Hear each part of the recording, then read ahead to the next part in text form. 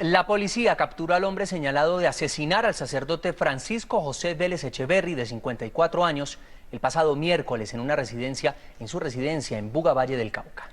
Según las autoridades, se trata de un joven de apenas 24 años que fue detenido en su vivienda, donde fueron encontradas pruebas que lo comprometen con este crimen. Juan Carlos Villani nos cuenta lo último. Juan, lo escuchamos. Luz Helena, televidentes, buenas noches. Pues esta persona de 24 años fue capturado en las últimas horas luego de intensos operativos por parte de la policía de aquí del municipio de Buga. Fue capturado en una vivienda, al parecer, donde se escondía desde el pasado miércoles cuando cometió este crimen en el barrio Divino Niño. Allí los habitantes de la zona aseguran que están conmocionados por este crimen y al enterarse de que este joven fue el que perpetró este crimen. La familia de este joven capturado, por su parte, asegura que esta noticia los tomó por sorpresa. Luego de 3 días de intensos operativos e investigaciones, la policía capturó en esta vivienda del barrio El Divino Niño de Buga al hombre de 24 años señalado de ser el autor material del crimen del sacerdote Francisco Vélez. Una persona que coincide perfectamente con la descripción que algunos testigos, que algunas personas que suministraron información nos la dieron.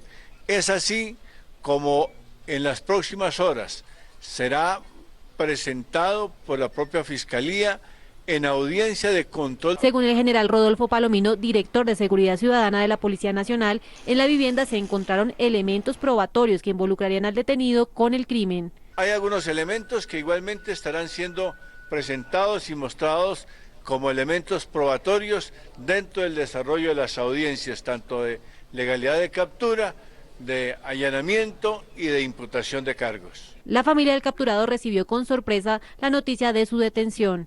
Muchacho muy calmado, muchacho estaba trabajando, estaba estudiando en horas de la noche. No sabemos qué haya pasado, toda la familia está extrañadísima.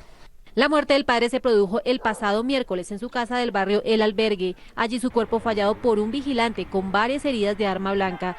Feligreses marcharon por las calles de la ciudad para rechazar el crimen del párroco. También se ha conocido que este joven de 24 años tenía una relación de amistad con este sacerdote asesinado, que se dedicaba a lavar carros durante el día y estudiaba bachillerato durante la noche. En las próximas horas, seguramente el día de mañana, será presentado en audiencia pública de legalización de captura, imputación de cargos y solicitud de medida de aseguramiento. Desde Buga, en el Valle del Cauca, Juan Carlos Villani, Noticias Caracol. A pocas horas de terminar la tregua unilateral de las FARC, hoy el debate estuvo centrado en qué tanto cumplió la guerrilla con su promesa. Mientras el presidente Santos dice que cumplieron, las fuerzas militares aseguran que fue un completo engaño. Andrea Holguín, suenan contradictorias estas posiciones, ¿no? José Fernando, muy buenas noches. Pues sí, las opiniones están divididas. El presidente de la República sostiene que en cierta medida las FARC han cumplido, a excepción de algunos puntos. Sin embargo, las fuerzas militares sostienen que las FARC violaron la mayor parte de la tregua anunciada por los voceros desde La Habana, Cuba. Mañana finaliza el cese de acciones armadas que decretaron unilateralmente las FARC por 2 meses. El presidente Juan Manuel Santos, desde Padilla, Cauca, señaló que la guerrilla cumplió, pero no a cabalidad. Mañana se acaba la cese de fuego unilateral que las FARC había supuestamente anunciado y que en cierta medida, y la verdad hay que decirlo, ha cumplido con excepciones. Sin embargo, para el comandante de las fuerzas militares, el general Alejandro Navas, las FARC no cumplieron. El país conoce las evidencias, los hechos que hay. Ellos manifestaron al pueblo, le prometieron una tregua, pero lo engañaron. Santos agregó que ante el fin del cese al fuego unilateral, la fuerza pública está lista para prevenir posibles atentados terroristas de los que ya se han descubierto planes. Estamos preparados. Nuestra fuerza pública sabe perfectamente qué hacer a partir de mañana. Hemos detectado algunos intentos. Todos los intentos que hemos detectado son intentos para hacer terrorismo.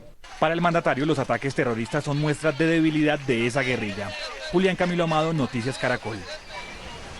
Mire, por su parte la Defensoría del Pueblo reveló un estudio en donde asegura que durante esos 2 meses de tregua se presentaron más de 50 acciones violentas por parte de las FARC.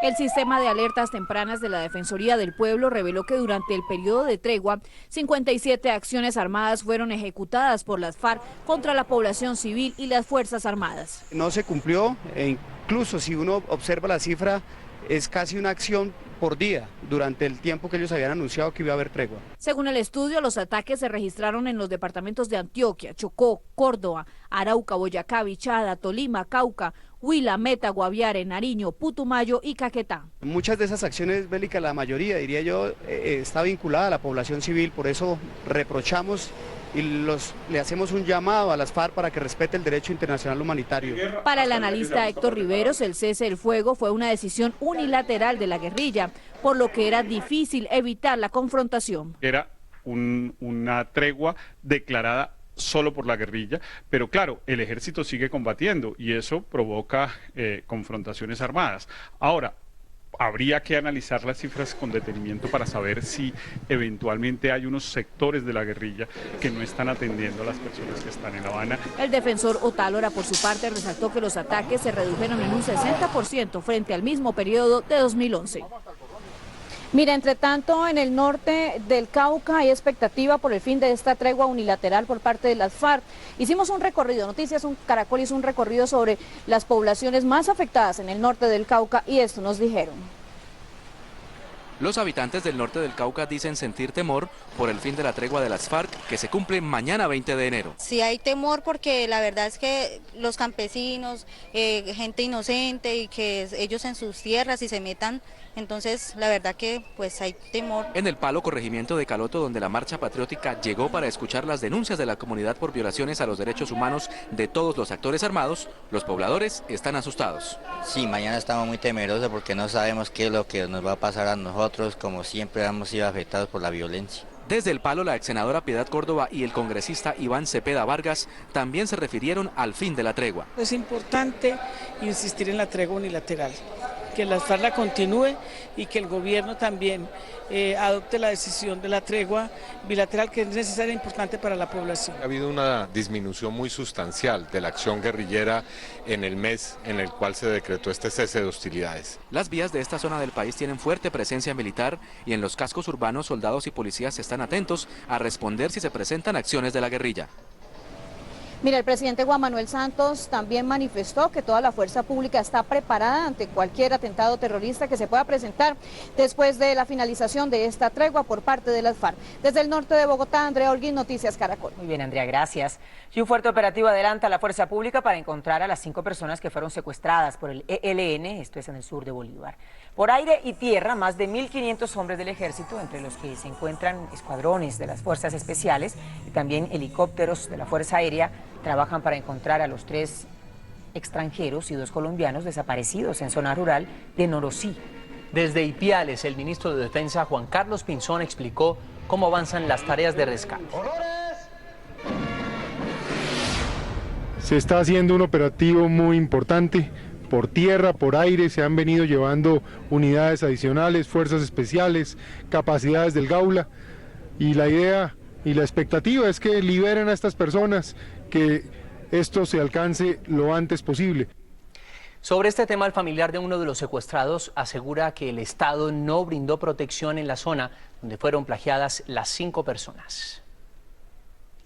Si nosotros miramos todo ese tiempo que transcurre, llevárselo y no aparece ningún tipo de oposición, se cambian y se los llevan, entonces la deducción es lógica. No había ningún tipo de seguridad alrededor del campamento protegiendo la integridad de quienes fueron en este momento secuestrados. 2 presuntos cabecillas de una banda sindicada de manejar el tráfico de drogas en la isla de San Andrés fueron capturadas en las últimas horas. El anuncio lo hizo el presidente Juan Manuel Santos, quien explicó que se trata de 2 hombres conocidos como los Mellos, quienes fueron sorprendidos por las autoridades en Panamá y Honduras. Según el mandatario, que fue informado directamente por el general José Roberto León Riaño, director de la policía, estas personas controlaban el narcotráfico en el archipiélago, y agregó que con su captura queda desmantelada esa red.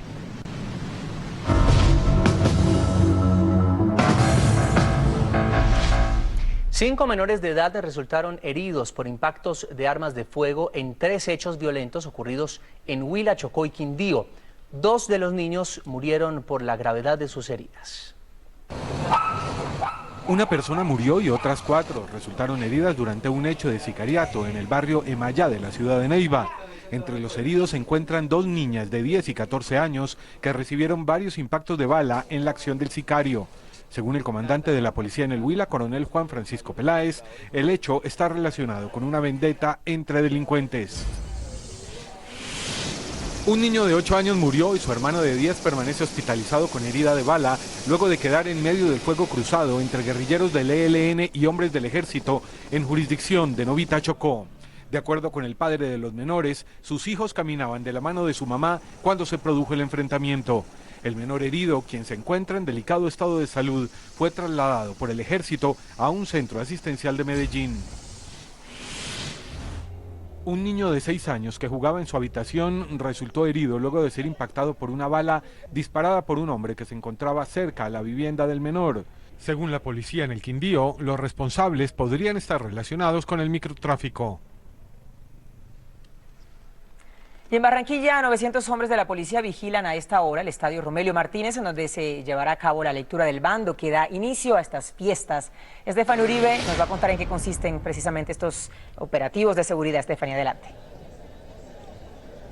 Luz Helena, buenas noches. La Policía Metropolitana, como bien usted lo dice, ha dispuesto un completo dispositivo para garantizar la seguridad aquí en el Estadio Romelio Martínez a las personas que ya empiezan a llegar para la lectura del bando. Desde tempranas horas, varios uniformados se tomaron el estadio e hicieron un barrido para sacar a las personas ajenas a este evento y también para sacar o encontrar cualquier elemento que pueda atentar contra esta celebración. En total son 900 hombres los que están vigilando la seguridad de los asistentes. También hacen parte de este dispositivo de seguridad el Cuerpo de Bomberos, Defensa Civil y demás organismos de socorro. Algunas recomendaciones para las personas que aún están llegando aquí al estadio o que aún no han salido de sus casas es no hacerlo con niños en brazos, no traer bebidas alcohólicas y por supuesto acatar todas las recomendaciones de las autoridades. Desde el Estadio Romelio Martínez, Estefania Uribe, Noticias Caracol. Más de 9 millones de viajeros ingresaron y salieron de Colombia durante el año pasado, 2012. La cifra creció un 7% con respecto al 2011 y solo en la temporada de vacaciones aumentó un 18%. Vamos con Paola Bermúdez, que nos va a explicar cuál es la razón, Paola, para que los extranjeros les guste visitar Colombia, nuestro país. Hola Luz Helena, televidentes, buenas noches. Pues de acuerdo a la Oficina de Migración del Ministerio de Relaciones Exteriores, el 65% lo constituye el turismo, aproximadamente un 20% visitas temporales y un 4.4% trabajo temporal en nuestro país. Colombia definitivamente se ha convertido en uno de los destinos favoritos de los extranjeros. Un ejemplo de ello son Mila y Sara, 2 europeas enamoradas de nuestro país. Me gusta la gente, el clima y la comida. ¿Cuánto tiempo estuviste acá? 4 semanas. Me gusta mucho Colombia, yo vengo por trabajo. Veo a Colombia muy linda, la gente es muy amable, me gusta mucho. Según los colombianos que viven en el exterior, el país resulta muy atractivo para los extranjeros. La gente, la comida, el clima. Al rumano le encanta Colombia. Pero el movimiento migratorio también ha crecido en salidas. Yo soy colombiana, vivo en Rumanía. Vivo en Alemania. Según Sergio Bueno, director de Migración Colombia, el turismo ha aumentado considerablemente. Estadounidenses, venezolanos, ecuatorianos y en su gran mayoría, más de un 65%, vienen en calidad de turistas. En la temporada de vacaciones, por ejemplo, el crecimiento de las visitas de los extranjeros a Colombia fue del 18%. Especialmente con destino Bogotá, Cartagena, Medellín, Cali, Barranquilla y San Andrés. Pero los registros de Migración Colombia certifican que además del turismo, los negocios, trabajos temporales y visitas de pareja son otras opciones por las que eligen a Colombia. Y seguimos con noticias positivas porque Bogotá se convirtió en un destino obligado para los extranjeros. Además, también a los colombianos les resulta muy encantador venir a la capital. Solo el año pasado 9 millones de personas visitaron Bogotá y el turismo en esta ciudad creció aproximadamente el 9%. Por la riqueza cultural, la gastronomía, los negocios y el turismo de salud, más de 9 millones de viajeros decidieron estar 2.600 metros más cerca de las estrellas y visitar Bogotá. El 28% son de los Estados Unidos, el 8% de España y Venezuela y el 6% de Brasil y de Ecuador. Según el director del Observatorio Distrital de Turismo, la visita de nacionales y extranjeros a Bogotá está aportando el 4% del Producto Interno Bruto. El crecimiento del turismo sigue siendo para Bogotá el tercer renglón de la economía. Por ejemplo, un extranjero gasta en Bogotá 3.500.000 pesos, mientras un nacional gasta entre 100.000 pesos y 600.000 pesos. Bogotá ocupa el puesto número 6 en el ranking de ciudades en América Latina con mayor desarrollo de turismo. El observatorio resalta que por la calidad en el turismo de salud, cada día crece la demanda de cirugías estéticas, las operaciones cardiovasculares y dentales. En promedio, los visitantes se hospedan 4 noches en Bogotá. El mejoramiento continuo, fortalecer esos atractivos que tiene Bogotá y que tiene nuestro país y también superar esas cifras de flujo migratorio es el objetivo para este 2013. En los últimos 10 años, escuchen esa cifra, creció en un 167% ese flujo migratorio de salidas y entradas de Colombia y hacia Colombia. Información desde el norte de Bogotá con Paola Bermúdez en Noticias Caracol. Y sigue aumentando el número de heridos en las corralejas de Sincelejo. Ya son 36 las personas lesionadas durante las tradicionales fiestas que hoy cumplen su 5ª jornada.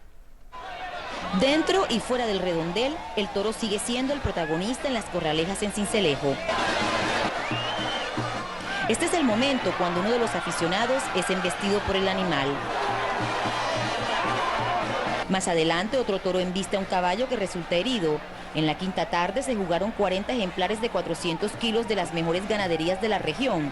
3 aficionados y 2 caballos sufrieron lesiones. 2 se tuvieron que remitir al hospital porque tienen compromiso y tienen que ser valorados por especialistas. ¿Y los demás? Los demás se dejan en observación y luego se les da fórmula médica. Unas 20.000 personas engalanaron los palcos de la corraleja que ya dejan 36 heridos, 3 caballos muertos y otros 18 lesionados. Jolgorio, alegría y al mismo tiempo apoyo a una larga tradición. Entre tanto, continuó el debate sobre si deben continuar o no las corralejas por riesgo para los aficionados y el maltrato al que según los defensores de animales son sometidos los toros y los caballos.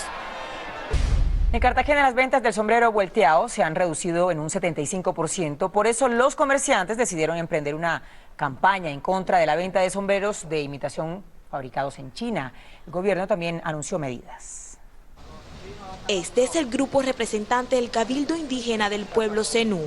Recorren los sitios históricos de Cartagena para crear sensibilización en las personas sobre la importancia de no comprar y vender sombreros volteados chinos. Un llamado de atención a las autoridades del distrito de Cartagena para que se empoderen rápidamente de la decomisión de los sombreros que son imitación. A pesar de las medidas tomadas por la Superintendencia de Industria y Comercio respecto a la comercialización de sombreros volteados chinos, en Cartagena esto es un proceso que continúa. Si usted no está de acuerdo con esto, ¿por qué los vende?